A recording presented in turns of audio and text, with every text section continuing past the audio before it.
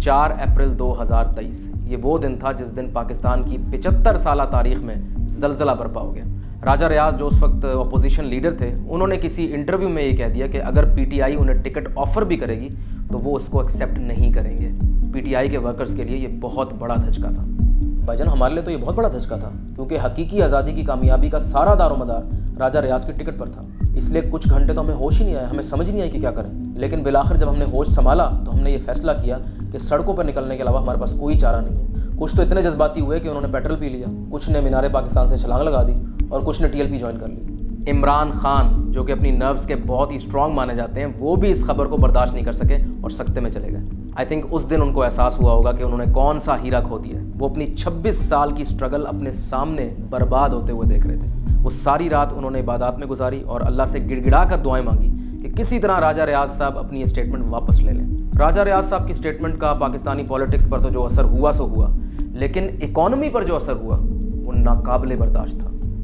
Oh my God, I still remember it was a terrible day for economy. Stock market crash کر گئی، dollar 1500 کا ہو گیا۔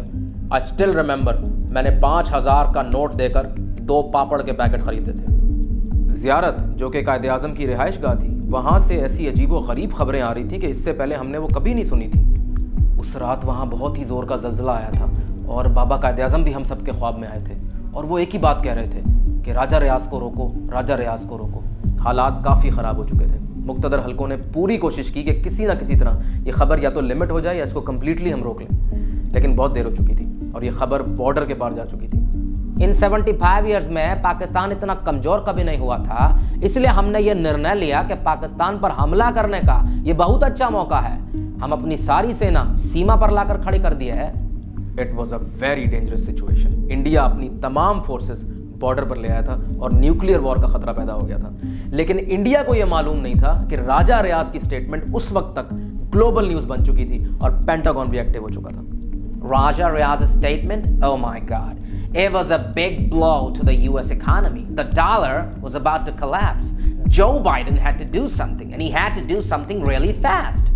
China, Iran, سعودی عرب، Russia, امریکہ، Europe, تمام فوجیں آمنے سامنے آ چکی تھیں اور 3rd ورلڈ وار کا خطرہ پیدا ہو گیا تھا، اور یہ وہ وقت تھا جب یونائٹڈ نیشنز نے یہ فیصلہ کیا کہ اب ہمیں انٹروین کرنا پڑے گا۔